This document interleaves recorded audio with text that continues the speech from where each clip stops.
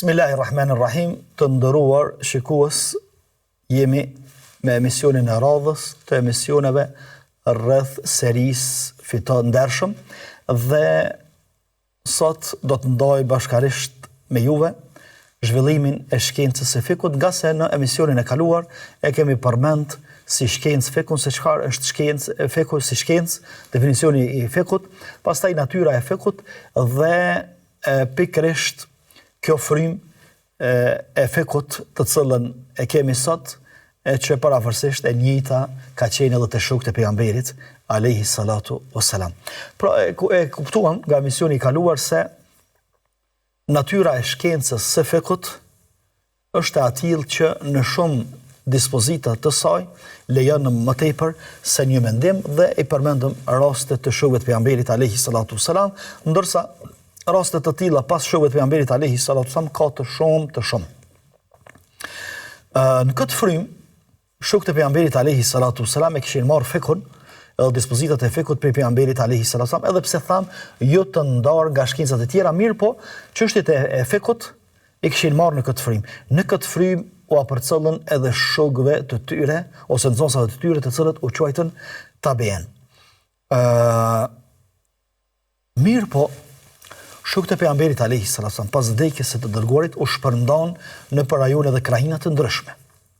Dhe tash secili me atë dije që kishte dhe ato që e kishte marrë për pejgamberit alayhi salatu wassalam, me atë shërbehi edhe u mësonte të tjerëve. Ku shkonte, secili prej tyre as dije sa kishte, ku shkonte u mësonte. Kjo për faktin se pejgamberi alayhi salatu wassalam kështu i kishte mësuar dhe kështu i kishte porositur. Ku në hadithin e vërtetë thot nadarallahu mra'an sami'a maqalati fa wa'aha fa hafidhaha wa ballaghaha. Thot pejgamberi alayhi salatu wassalam, Allahu i ndriçoft fytyrën një njeriu, një muslimani i cili e dëgjon hadithin tim. Mon e dëgjon shpjegimin tim, fjalët e mia, i kupton, i mban mend edhe i përcjell pastaj çuçi kam thonë unë. Sepse thot, pastaj vazhdon pejgamberi alayhi salatu wassalam në hadith, thot sepse ka shumë prej njerëzve të ditur që bojnë dije, domthon kanë mësu dije, mirë po e përcjellin atë dije të dikush që është më i ditur ose do të bëhet më i ditur se sa ai që e ka atë dije. Ndërsa në hadithin tjetër gjithashtu pejgamberi alayhi salatu wassalam i nxiste sahabët duke u thonë bellighu anni walau aya, përcjellni tek tjerët, shpërndani mësoni atjerëve ato që e dëgjoni prej meje, qoftë edhe një ajet të vetëm, qoftë edhe një ajet. Domthon një ajet që e ke mësuar përmendesh, që ka zbrit, edhe e ke mësuar përmendesh, mirë po edhe e ke kuptu, pastaj që të ajet shpjegoja dhe përcjellja tjerëve. Nga kjo kuptuat se gjithë këta shokët pejgamberit alayhi salatu wassalam, asnjëri prej tyre nuk i përcjellte fjalët e pejgamberit alayhi salatu wassalam, po dha ajetet kuranore pa qenë se i ka marrë vesh ai fillimisht më herët. Domthon i ka kuptuar ato. Edhe pastaj çat kuptim të ajetit, edhe çat kuptim të hadithit ose çat interpretim të pejgamberit alayhi salatu wassalam, ose çat u fetfat pejgamberit alayhi salatu wassalam, që i kuptonte o përcjell të tjerë. Po nëse diçka s'kish kuptuar, ose nëse diçka nuk e kish dëgjuar për pejgamberit alayhi salatu wassalam, përmbohej këtu dhe nuk i thoshte dikujt ose nuk i jepte fetva. Edhe janë të njohura fjalët e sahabëve kur janë pyet për diçka që s'kan pas hadith, thotë këtu nuk kam dëgjuar diçka për pejgamberit alayhi salatu wassalam. Mos s'du me fol diçka për një çështje të fesë pa pas leje prej pejgamberit sallallahu alaihi wasallam, domthon paraforsisht kjo përmbajtje e tyre. Mirë, edhe pse shokët e pejgamberit alayhi salatu wassalam u shpërndan në rajone dhe krajina të ndryshme, pjesa dërmuese e tyre mbeti në Medinë. Madje Omer radhiyallahu anhu, kur bëhet halife edhe udhëheci muslimanëve, një pjesë të madhe të shokëve të pejgamberit alayhi salatu wassalam, sidomos ata që ishin të njohur për dije, për fetva, për mençuri, për interpretim të fesë, u andaloi me dal prej Medinës. Pse? Sepse kishte nevojë mu konsultu me ta. Unë i thoshte Omeri, ju nëse deni prej Medinës, unë me kanë me udhëheq shtetin, me kanë mu konsultu, kanë me pyet. Kështu që pjesa dërmuese e tyre qëndruan në Medinë. Domosë Omerit, edhe i duheshin Omerit radhiyallahu anhu për konsultime, mirë po dhe shumë prej tyre e preferonin Medinën sepse ishte vendi i tyre, qyteti i tyre, vendi ku jetoi pejgamberi alayhi salatu wasallam, veç pejgamberi alayhi salatu wasallam, edhe prej Medinës zakonisht sahabët largoheshin për ndaj punë. për shembull caktoheshin emira, caktoheshin me ndonjë punë, caktoheshin mësues, caktoheshin mufti, caktoheshin gjykatës për krahina të ndryshme dhe shkonin. Apo përndryshe, me zgjedh dikush qëllimisht një vend tjetër edhe me elon Medinën, kjo për sahabët ka qenë e rëndë për shokët e pejgamberit alayhi salatu wasalam, dhe pikërisht Medinja mbet strofulli ose djepi edhe vendi i shumicës së shokëve të pejgamberit alayhi salatu wasalam. Me që ishte kështu, Medinë, shumica e shokëve të pejgamberit alayhi salatu wasalam, shumica e haditheve, shumica e dijes, shumica e komentimit të Kuranit mbet në Medinë, atëherë sahabët i mësonin nxënësat e tyre tabiin dhe në këtë formë pastaj gradualisht u ndërtu një shkollë e interpretimit të meseleve të fesë. Ose shkollë fetare juridike, shkollë e fekut, me thonë ndoshta më qartë, e cila më vonë do të quhej shkolla e Medinës, ose forma e interpretimit të çështjeve të fekut sipas shkollës ose orientimit të banorëve të Medinës, sahabëve edhe tabiinëve, domthonë nxënësve të tyre. Mirë, po në anën tjetër, edhe në disa krahina tjera të botës islame, ishin ngrit disa qendra të rëndësishme, qendra ku lulëzonte jeta, qendra të gjallërisë, qendra të jetës, po dhe qendra të dijes. Për këtyre qendra, për shembull, kemi qendrat e Kufës dhe Basrës në Irak. U bën dy qendra të mëdha. Madje, më thon Kufja lulëzonte nga dietarët edhe fukahot e shumt. Mirë po, me që Kufja dhe gjitha vendet e tjera kishin më pak shokët pejgamberit alayhi salatu wasalam dhe më pak hadithe, normal kuptohet, atëherë këtu në Kufe do të ndërtohet një shkollë tjetër e fekut, e cila më vonë do të quhej shkolla e Kufës. Shkolla e Irakut, kështu mirë përgjithshme, mirë po, njihet edhe shkolla e Kufës. Për arsye se i ka specifikat e veta, më thonë formën se qysh e kanë bërë interpretimin edhe shpjegimin e çështjeve të fekut, atyre që thamë më herët se lejohet dy mendime, e tri mendimen e tu, do të thonë tash e kemi një formë tjetër, edhe një orientim tjetër, edhe një shkollë tjetër që është shkolla e Kufës, edhe si rezultat i kësaj në botën islame shfaqen dy shkolla të fekut. Dy shkolla juridike islame, që është shkolla e Medinës edhe shkolla e Kufës. Secila me specifikat e veta, secila me karakteristikat e veta, secila me gjigantët e vet, edhe me kolosët e vet, me dietarët e vet, me muhaddithinët e vet, dietarët e hadithit, me dietarët e fikut. Mirë po, kishte elemente, secila kishte elemente ndryshe ose disa elemente ndryshe nga tjetra që e dallonte. Pastaj më vonë në frymën e këtyre dy shkollave formohen edhe medhhebet e fekut, domthonjë që i kemi sot, medhhebet ose shkollat juridike fetare që janë të njohura. Mirë. Ajo që i dallonte më tepër shkollën e Medinës dhe shkollën e Kufës, të fekut është fjala, është se në Medinë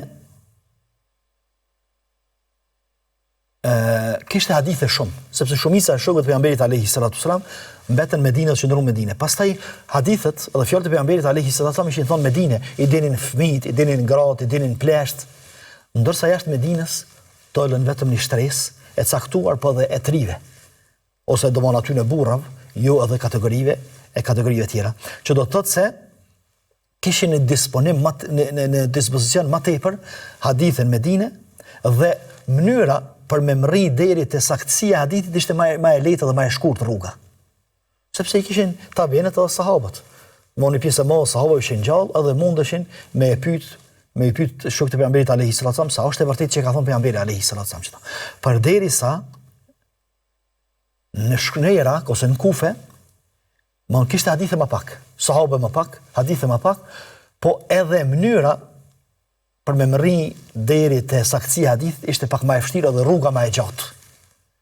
Edhe rruga më e gjatë sepse më shumë transmetues, pastaj edhe kishte kategoritë njerëzve më tepër në Kufe, të cilëve nuk u pranohej hadithi dhe nuk u pranohej fjala, dhe pikërisht kjo është një prej arsyeve që dietarët e Irakut në përgjithësi, po dhe dietarët e Kufës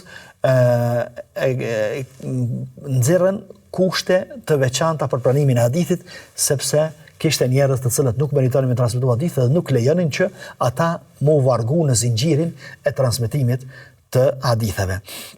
Gjithashtu edhe realiteti ndryshonte. Sepse në Medinë ishte një shoqëri të cilën e kishte edukuar pejgamberi alayhi salatu wasallam, shokët e pejgamberit alayhi salatu. Pastaj ishin shokët e shokëve të cilët ishin edukuar nga shokët e pejgamberit alayhi salatu wasallam dhe ishte ambient shumë afër me frymën e pejgamberit alayhi salatu wasallam dhe nuk kishte ndryshime, do të thonë ndryshime shoqërore, zhvillime, dallime në kultura, në civilizime, për arsye se pothuajse gjithë medinalit e bënin jetën e parafër njëri me tjetrin. Përderisa në Irak ishte më ndryshe.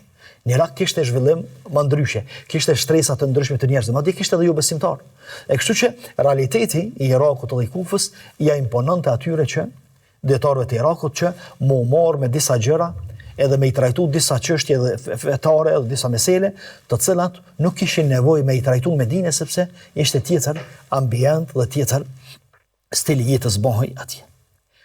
Dhe kështu që shkolla e Medinës njihet më tepër si shkollë e hadithit, domthonjë që kanë punuar më tepër me hadith, ndërsa shkolla e Irakut ose shkolla e Kufës njihet si shkollë e cila e ka përdor në mos më të madhe se sa shkolla e Medinës kiasin ose analogjin. Jo që s'kanë punuar me hadith. Përkundrazi, do të thonë Kurani dhe hadithi tek të gjithë dietarët, tek 4 mëdhëbet janë në rend të parë. Mirë po, janë detyruar për gjitha ato që i përmenda elementet që e kanë shoqëruar popullin e Irakut ose të Kufës, edhe rrethonat që kanë ekzistuar atku, ja kanë imponuar që me e përdor edhe analogjin, kiasin, domthonë si burim i tretë i shariatit. Normal, këto shkolla e kishin edhe dietarët e vet, madje dietarë të mëdhej, gjigant, alima të mëdhej, fukaha të mëdhej, secila për këtyre shkollave kishte numër të madh të dietarëve të cilët e shpjegonin fikun varësisht prej frymës se ku ishin. Dietarët e Kufës ose të Irakut sipas frymës së Irakut, ndërsa dietarët e Medinës e të Mekës sipas frymës së shkollës së Medinës, edhe pse kishte në Medinë dietarë që e ndjeknin frymën e dietarëve të Irakut, mirë po ishin të pakt, po kishte edhe në Irak të cilët e ndjeknin frymën e shkollës së Medinës, po gjithashtu ishin të pakt. Këto dy shkolla juridike islame, çush do të më i kuptu? A do të më i kuptu se një bela që i ka ndodhur muslimanëve, apo një përçarje, apo si një pasuri me cilën është pasuru feku edhe është pasuru shkenca jurisprudencës islame, gjithsesi është kjo e dyta, sepse këto shkolla e kompletojnë njëra tjetrën. Do të thonë shkollës së Medinës i mungon diçka që gjendet ose i mungon pjesërisht, me thonë diçka që gjendet e shkolla e Irakut, sikurse shkollës së Irakut i mungon diçka pjesërisht që gjendet e shkolla e Medinës dhe këto e kompletojnë njëra tjetrën. Dhe këto absolutisht nuk është që janë formuar për notit njëra tjetrës, edhe me kundërshtuar njëra tjetrës. Mirë po rrethonat, rregullat, stili jetës, shoqëria, përbëmja e shoqërisë që i përmendëm, në secilin vend i ka imponu dietarët që me i ndjek këto fryma të shpjegimit të fekut. Në këtë frym pastaj formohen edhe mëdhëbet, edhe ngritën në skenë dietarët e mëdhëbeve që janë të njohura. Mirë po, domthonë të njohura janë 4 mëdhëbet. Mëdhëbi Hanefi, që është më i vjetri, pastaj mëdhëbi Maliki, mëdhëbi Shafi dhe mëdhëbi Hambeli. Këto janë mëdhëbet të cilat janë përcjell deri sot, edhe kanë mbetë në skenë, edhe janë interpretimet e tyre, librat e tyre, shkrimet e tyre, dietarët e tyre, dietarët e hadithit, dietarët e fekut, të cilët i kanë shërby shkencës së fekut, secili prej kondit vet ose secili prej formës së vet. Mirë po, ka pas edhe mëdhëbe të cilat janë shuh. Janë shuh jo për shkak të interpretimit të dopt ose kanë qenë të dopt dietarët e këtyre shkolla, mirë po për shkak që nuk kanë pas nxënës, nuk kanë pas studentë të cilët i kanë shkruar meselet e tyre, shpjegimet e tyre, pastaj me përcjell brez pas brezi dhe mu formu si mëdhëb. Mirë po shpjegimet e tyre janë dikon i gjena për libra të ndryshme të shpërndara, po jo si mëdhëbe. Për shembull, prej këtyre mëdhëbeve është mëdhëbi Taberiut, Imam Taberiut. Pastaj është mëdhëbi i Thauriut, Sufjan e Thaurit. Pastaj është mëdhëbi i Abu Thaurit, mëdhëbi i Auzaiut. Auzaiu ka qenë taben, edhe disa të tjerë, të cilët e kanë pas formën e vet të interpretimit të fekut. Kur tham formën e vet të interpretimit të fekut, është shumë rëndësi me kuptu të ndëruar vëllezër dhe motra, nuk është për qëllim që këta kanë dalluar komplet prej tjetrit.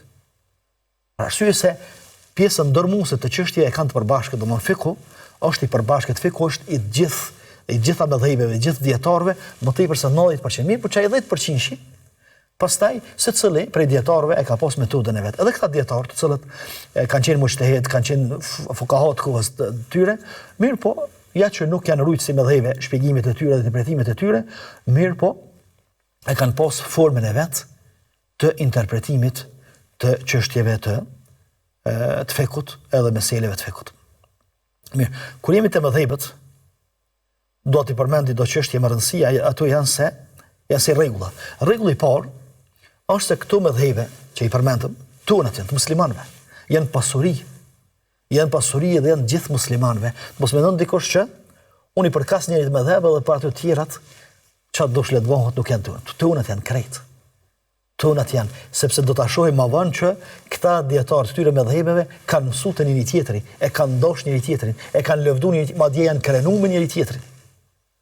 Domthonë secili që nxënësi që ka pas mësues tjetrin, është krenuar me mësuesin e vet. Që do thotë se këto mëdhëbe janë tonat. Janë të muslimanëve. Edhe nuk është po jenta këtu që unë i përkas një mëdhëbit për tjerë son vynë do të bëhet çka dush si janë ton, zban ato tjerat mu do kana. Domthonë që ekziston kjo fjalë ose dhe bindje, më thon fatkeqësisht, të më thon na e kemi që ton tjerat zban mu do kësajde. Përderisa kur të shkojmë në Çaube për shembull ose kur shkojmë në disa vende të botën arabe, shohim që secili falet ose secili e aplikon dhe e praktikon dispozitat e fekut, qysh i ka marrë prej hoxhës vet, prej mëdhëbit vet, as se i bën problem tjetrit, as se pengon tjetrin, as se ndal tjetrin. E kështu më për arsye se domethënë dallimi i dietarëve në mendime rreth këtyre çështjeve është pasuri për Islamin, është pasuri për neve. E kështu që mëdhëbet janë tonat, janë të Islamit. Këta imam janë imam tonë, imam të mëdhej, edhe imam Ebu Hanife, edhe imam Maliku, edhe imam Shafi, edhe imam Ahmedi, edhe të tjerët, Buhariu, të tjerë, këtë janë imam tonë, krenuvi me ta. Krenuvi që na kanë lënë trashëgimi të tillë akademike, qoftë në fek, qoftë në hadith, qoftë në usul fek, qoftë në tefsir, kudo që të jetë. Rregulla tjetër është se mëdhëbet janë pasuri dhe trashëgimi e pazëvendësueshme në fekun islam. Do nëse i hekim mëdhëbet, edhe i hekim po llogarisëm hajtë të hekim mëdhëbet edhe komplet librat e tyre dhe shpjegimet e tyre. Shumë i varfër me të feku. Shumë i varfër. Për arsye se ka shpjegime të bujshme, ka trashëgimi të bujshme feku për këtyre mëdhëbeve. Kështu që është pasuri e kësaj feje edhe është pasuri për muslimanët. Gjithashtu, asnjëri prej mëdhëbeve nuk është i saktë 100%. Kur tham 100% e kam për qëllim çat 10% që thash, kanë domethënë lejohet me pas mendime ndryshme, sepse sikur të ishte njëri prej tyre i saktë 100%, tjerë sot kishte nevojë me ekzistu. Mirë po, domethënë secili sillet në përqindjen e vet të saktësisë dhe e dim që secili prej këtyre mëdhëbeve plot mesele e ka qellu, plot çështje, mirë po ka edhe çështje që nuk e ka qellu. Domethënë sepse janë çështje edhe janë mesele 2 mendimshe, 3 mendimshe edhe më tepër, mirë po jo 3 mendimet me qenë të qellume. S'ka mundësi me qenë, njëna është e saktë. Rregull tjetër është se dallimi i mëdhëbeve është në çështje dytësore. Çat 10% që më thamë. Për arsye se nuk ka mundësi dikush me interpretu fekun edhe me thonë çka thot filan mëdhëbi por obligush me rinë namazit. Çka thot filan mëdhëbi se sa namazet do të më fal ditë. Çka thot filan mëdhëbi për Arafatin sa është. Jo, këto janë çështje gjitha mëdhëbeve, gjithë muslimanëve. Domthonë çështjet edhe meselet e mëdhëbeve mbeten aty ku ban me dhon më tepër se një mendim. E kështu që dallimi në mëdhëbe fekore është në çështje dytësore. Edhe në një pjesë kogje të ngushtë të fekut, gjithashtu të gjithë imamët e mëdhëbeve i duam. Edhe me dashurinë që e kemi për ta, i afrohemi Allahut, e konsiderojmë devotshmëri, me i dash dietarët, edhe prej tyre dhe imamët e mëdhëbeve është adhurim, edhe adhurojmë Allahun me dashurinë që e kemi për dietarët, edhe për dijen. Për dijen, po edhe për bartësit e tyre. I nderojmë veprat e tyre, i respektojmë, edhe shprehim, mirë po nuk shprehim fanatizëm për ta. Veç çështu. Unë jam çështu, veç çështu dhe s'ka ndrysh. Domthonë kjo pastaj është ajo që e ka dëmtu imazhin e këtyre imamëve të mëdhej, këtyre kolosëve të mëdhej të dijes, edhe këtyre mëdhëbeve të cilët synimin e kanë pas se qysh me ja u shpjegua muslimanëve islamin sa më mirë edhe rregullat e fekut sa më mirë.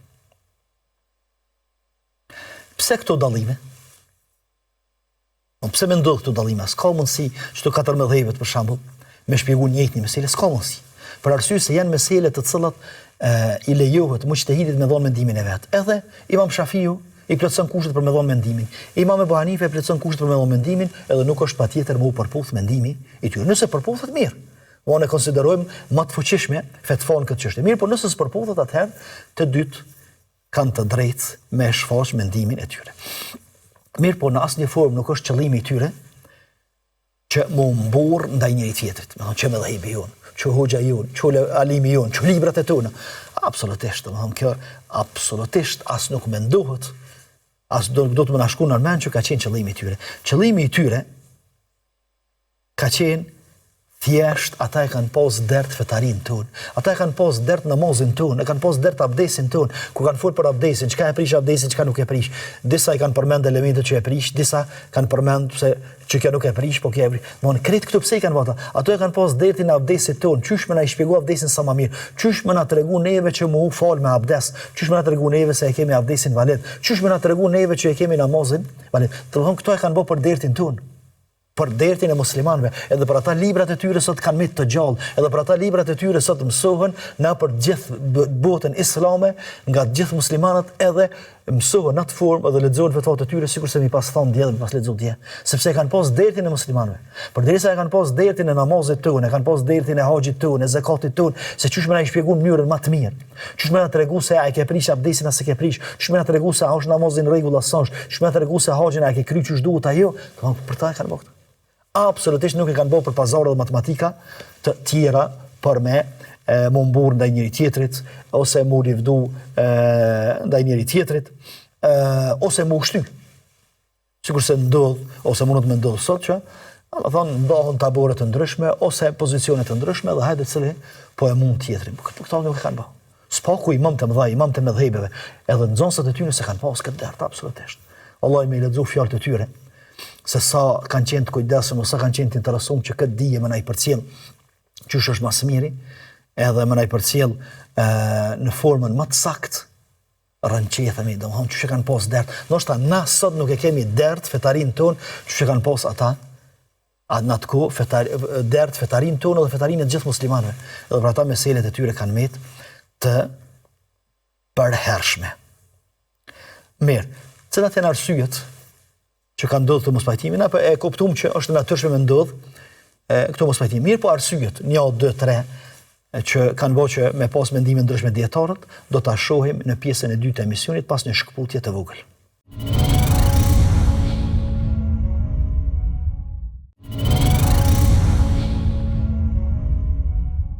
Të nderuar shikues, jemi kthyer me pjesën e dytë të emisionit për të vazhduar rreth asaj se si janë themeluar medhejbet dhe pse janë themeluar. Mirë, për mos me zgjat shumë rreth medhejbeve, e përmendëm se më të vërtetë ata e kanë pas një dert të madh, e derti i tyre ka qenë çysh me shpjegu fejen më mirë, çysh me i shpjegu dispozitat më së miri. Edhe ky dert ka bëu që Allahu më ja urujt mundin e tyre, lodhin e tyre dhe librat e tyre më urujt. Edhe sot me pas vlerën e njëjtë sikur se kur janë shkruar. Edhe njerëz që sot shkruajnë nuk e kanë peshën e librave që janë shkruar më herët, edhe meseleve që janë interpretuar më herët, për arsye se jeti i tyre ka qenë shumë i fortë dhe shumë i sinqert që me shpjegu fenë.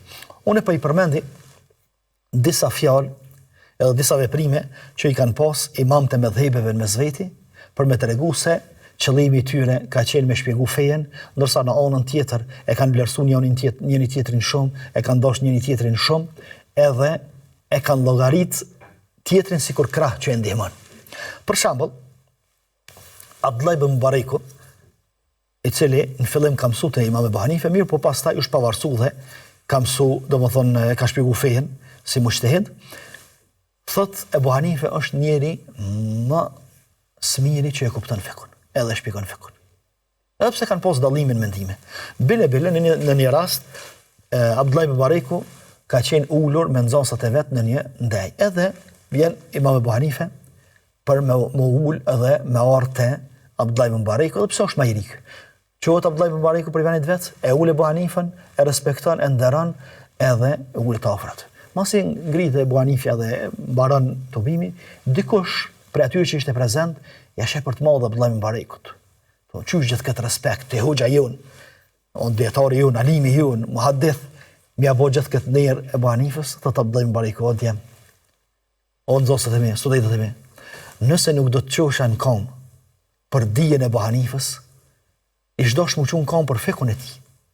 Nëse nuk do të qosha në kam për fekun e Ebu Hanifës, ishdosh të mu ngrit për takvallukun që e ka Ebu Hanife. Nëse nuk do t'isha ngrit për takvallukun e Ebu Hanifës, do të duhet të ngritësh në kam për namazin që e falë, të natën që falet. E nëse nuk isha ngrit për këto, isha ngrit për këto, edhe po vazhdon me i përmend këto vlera e Abdullah ibn Bareku për Ebu Hanifën para nxënësve të tij. Imam Shafiu thot për Ebu Hanifën, i cili nuk e ka arrit, thot njerëzit janë të gjithë të nevojshëm për Ebu Hanifën fek. Kudo kush do të më bëj faqih edhe më mëso fekun patjetër se duhet me kalu ka meselet edhe fetfat e Ebu Hanifës. Ebu Hanifja pastaj kishte dy nxënës, Ebu Jusufin edhe Muhammed ibn Hasan al-Shaybani, të cilët të dytë pastaj e arritën gradën e Ebu Hanifës edhe në ijtihadin e dije, mirë po për shkak të respektit të shumt që e kishin për hoxhën e tyre, nuk u shkëputën, nuk u ndan, edhe sot ditë kanë mbetë nxënësat e Ebu Hanifës, por ndryshe edhe ata kanë qenë në rangun e Ebu Hanifës për kadia dhe ijtihadi. Po është interesant që ky Muhammed ibn Hasani, nxënësi i dytë e Ebu Hanifës, shkon te Imam Maliku, edhe qëndron 3 vjet e ca për me mësu te Imam Maliku. Von Imam Maliku në Medinë, Imam Ebu Hanifja në Kufe, ndërsa Muhammed ibn Hasani ka mësuar te Ebu Hanifja, mirë po shkon me mësuar te Imam Maliku. Sikur të mos kishin pas raporte të mira Imam Maliku me Ebu Hanifën. S'kish me shku nxënësi i tij, me shku me mësuar te Imam Maliku. Po hajde që pas ka nevojë me shku me mësuar te ai. Kish me marr librin që ka shkruar Imam Maliku më voton për një muaj 2, sa e kish kopju, e kish shkruar të tërën në fletat veta dhe kish marr. Mirë po nuk kish qëndru 3 vjet me i lexu hadithet e muwatas njën nga një te Imam Maliku. Pastaj Imam Shafiu thot, i kom shkru prej Muhammed ibn Hasanit, i ka pos, Imam Shafiu është i nxënësit të Ebu Hanifës. Thot, kam shkru mesele prej Muhammed ibn Hasanit 2 barra devës, 2 deve më janë ngarku sëni, me vështërsi e mboj, kaq shumë mesele, edhe kaq shumë dije që ka pos, Muhammed ibn Hasani, edhe thot, nuk kam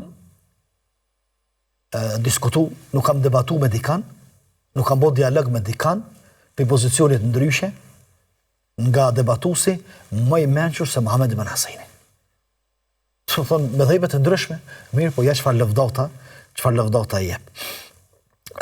Pastaj, Imam Ahmedi, i cili ka qenë nxënësi i Imam Shafiut, kur ka folur për mesele shumë, kjo mesele është çështu, nëse ndodh që kjo do të më bëj çështu, ka thonë nxënësat e vet, o Imam, prej nga gjitha këto mesele, o Imam ynë, prej nga gjitha këto mesele, thot, këtë të mesele i kom mësu prej librave të Muhammed ibn Hasanit, edhe me krenari ka thonë këtu.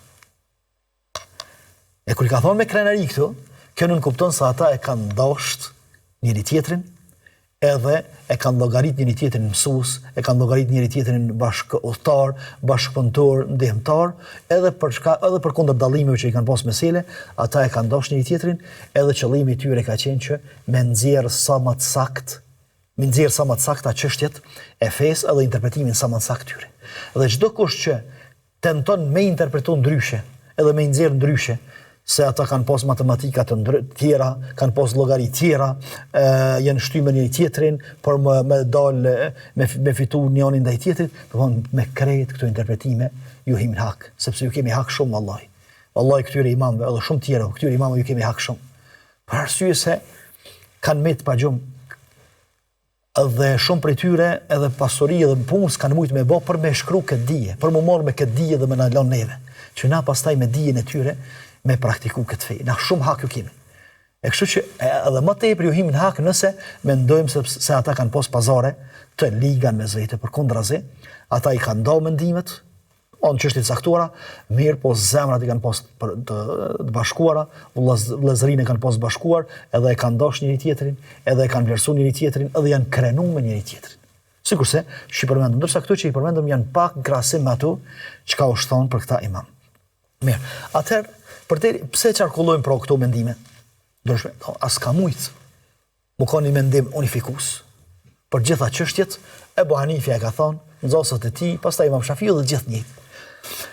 Jo, sepse natyra e këtyre dispozitave dhe këtyre çështje është e tillë, që është e përmendëm disa herë. Edhe po i përmendim shkaqet sepse ekzistojnë më tepër se një mendim për çështje të caktuara. Këto shkaqe ose ndërlidhen me hadithe, ose janë shkaqe tjera. Domthonë ndërlidhen me hadithet e pejgamberit alayhi salatu wasallam. Kur nëse ndërlidhen me hadithet e pejgamberit alayhi salatu wasallam, gjitha shkaqet kthehen te 3 arsye. Arsyeja e parë është kur dietari e ka bindjen se ky nuk është hadith. Domthonë e dëgjon një hadith, po thotë ky s'është hadith dhe nuk argumenton me ta dhe nuk punon me ta. Arsyeja e dytë është se hadithi po, mirë po, hadithi nuk argumentuat me ta për këtë çështje. Domthonë kështu ai dietari mundet me thonë, hadithi i vërtet i sakt, po nuk ka argumentim në ta për çështjen për cilën na po flasim. Edhe arsyeja e tretë është se hadithi po, i vërtet po, mirë po, dispozita që po e sjell hadithi është anulumi një hadith tjetër. Domthonë anulimi i dispozitave. Këto janë 3 arsye. Ndërsa shkaqet me një shembull po i përmendim shkurtimisht. Shkaku i parë është kur ndodh që dietarit mos më i merri hadithi, domthonë s'ka dëgjuar për hadithin. Edhe pyetet për një çështje ose e shpjegon një çështje, mundohet me gjetë hadithe për kërkon anej, kërkon kënesën gjë. Edhe çka pastaj mundohet me shpjegu duke u ndihmu me hadithe të tjera edhe me çështje tjera të fekut. Shembull për këtë është se për shembull te Omeri radhiyallahu anhu. Ka ndodhur që Omerit nuk i ka arrit hadithi. Shkon Ebu Musa Eshariu, një shok i pejgamberit alayhi salatu wasallam, troket 3 herë nder të Omerit. Edhe nuk del Omeri, është i nxanur diçka. Edhe vazhdon rrugën Ebu Musa Eshariu, del Omeri thot pse ike?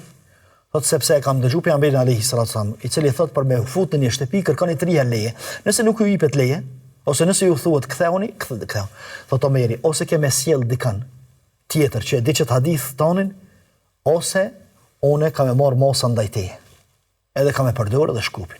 Tash Ebu Musa Eshariu futet në siklet, se ndoshta se ka dëgjuar këtë hadith dikush për pejgamberit alayhi salatu wasallam, e ka dëgjuar vetëm ai, edhe del para Omerit që vetëm Ebu Musa Eshariu e ka dëgjuar, edhe tash sikur do të më thonë Omer radhiyallahu anhu, sikur ishte hadith e kishte dëgjuar dikush tjetër.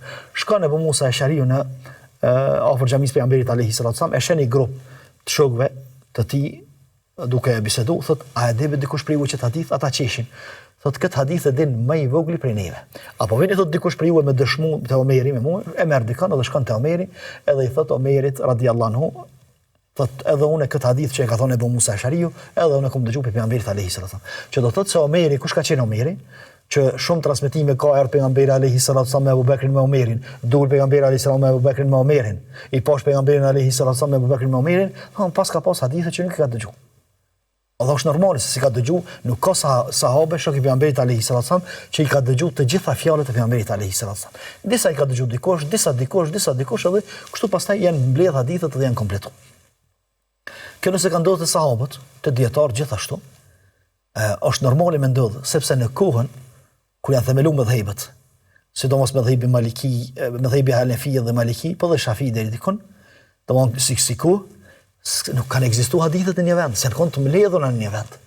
Për me vërtetuar një hadith, ndoshta 3 muaj, 5 muaj me bë rrugë për me mërri deri te një hadith. Nuk kanë lehtë sot. Çish be hadithi si ka mërri Imam Shafiut për shembull, çish be Imam Malikut si ka mërri hadithi, çish be Abu Hanife se pas ka ditë hadithin, pa nuk ka pas tastaturë, s'ka pas sistemas, nuk ka pas ChatGPT që hajt ta kërkoj hadithin edhe më qet.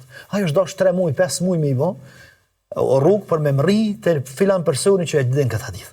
Mirë, shkaku i dytë që lidhet me hadithe është kur hadithi i përcjellet alimit, i mërrin hadithi, po hadithi do të është i dopt.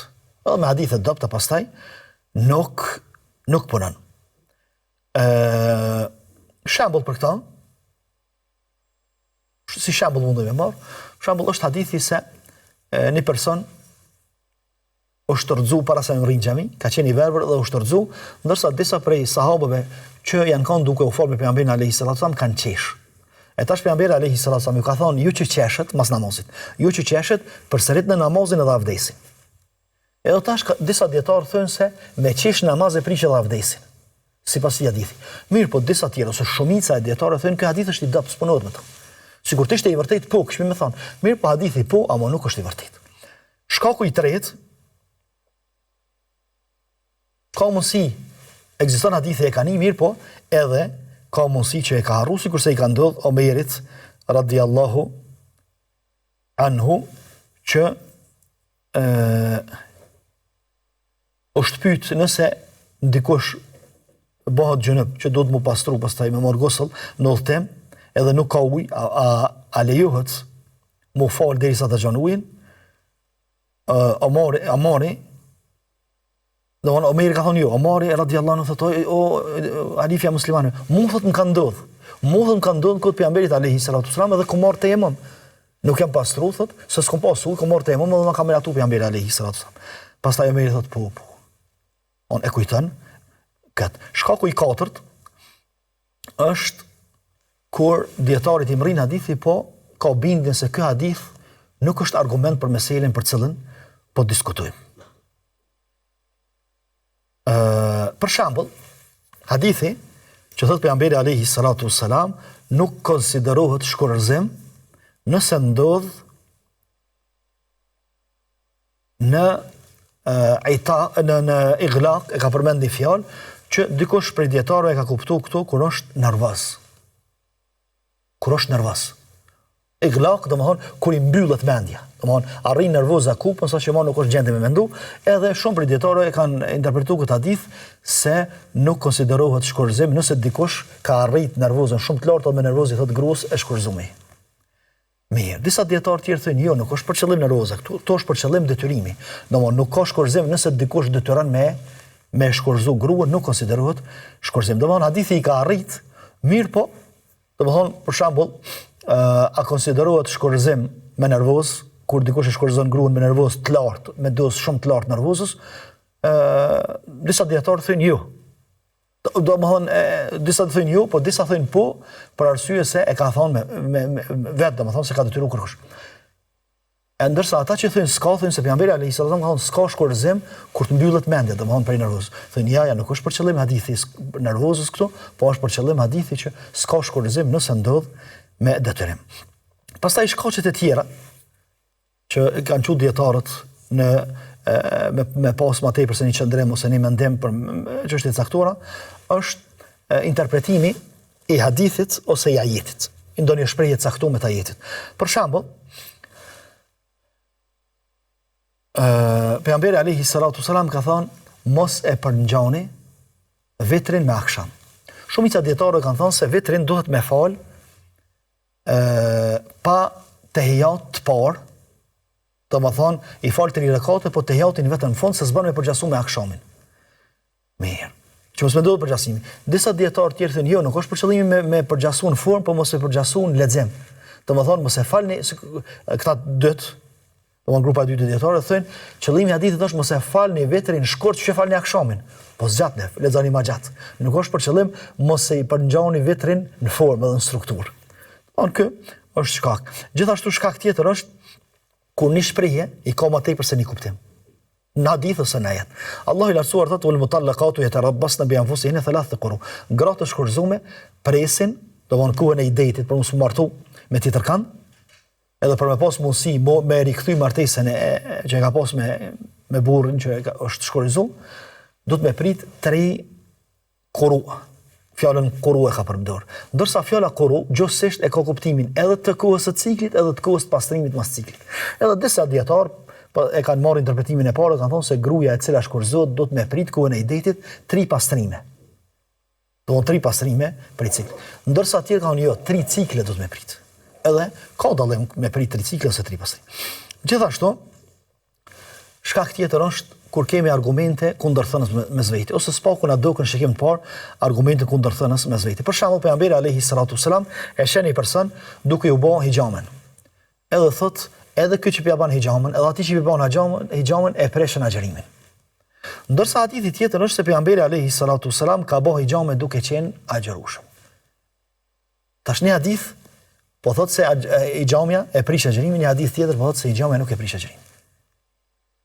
Tash disa dietar kanë thonë kanë dhënë fatva se hijamja ose dhënia e gjakut sasi të madhe e prish agjërimin, ndërsa tjerë kanë thënë jo nuk e prish, varësisht se me cilin hadith kanë punu këtë rast.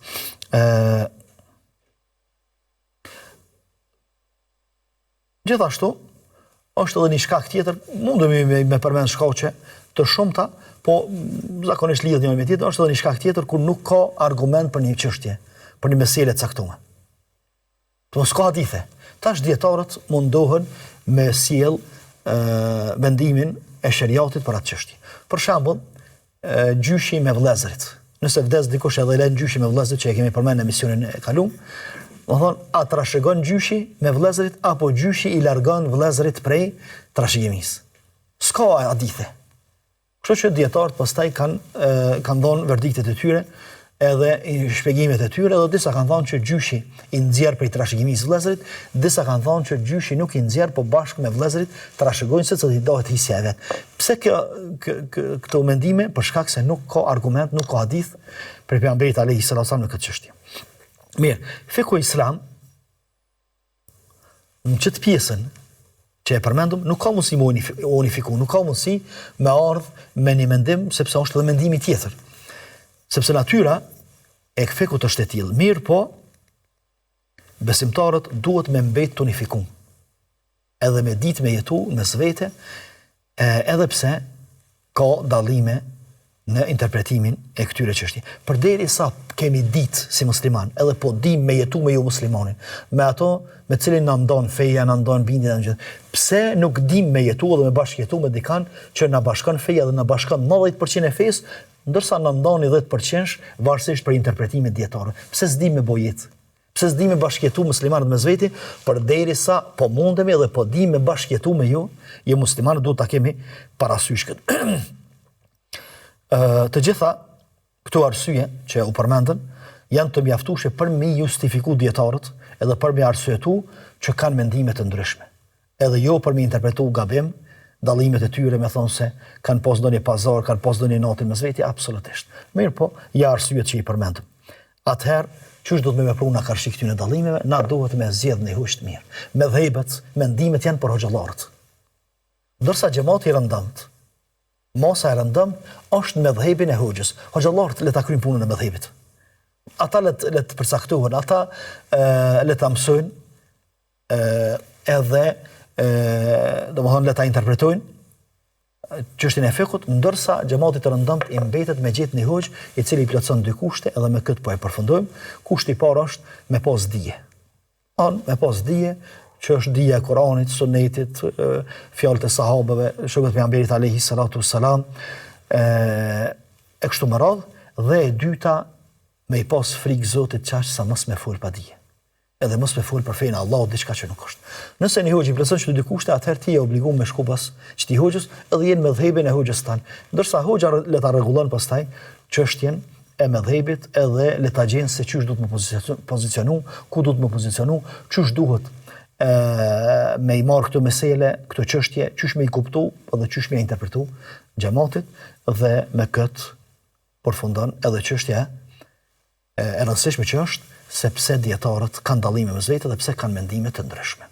Allahu na unifikoft zemrat tona, na unifikoft në vëllazëri, na boft të lidhur njëri me tjetrin, ndërsa këto dallime të dietarëve në çështje të caktuara na i mundsoft me i kuptu si pasuri, dhe si pasuri me ja përcjell edhe të tjerëve, dhe me na i shtu besimin mes vete, dashurinë, vëllazërinë, bashkimin, dhe me jetu sa ma afër njëri tjetrit, pa probleme, pa hidhrime, pa hatërmbetje, pa inate, dhe pa matematika dhe llogari tjera të cilat janë të dëmshme.